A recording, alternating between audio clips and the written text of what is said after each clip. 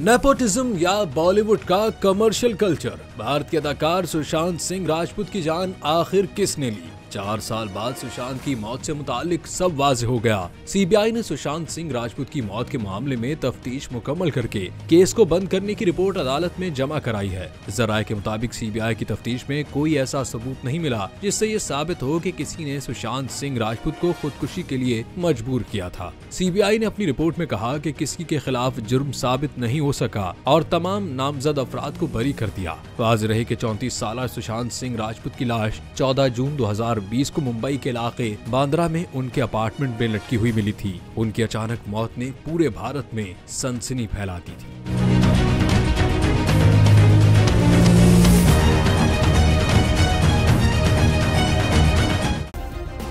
Subscribe करें और bell दबाएं ताकि कोई खबर रह न जाए।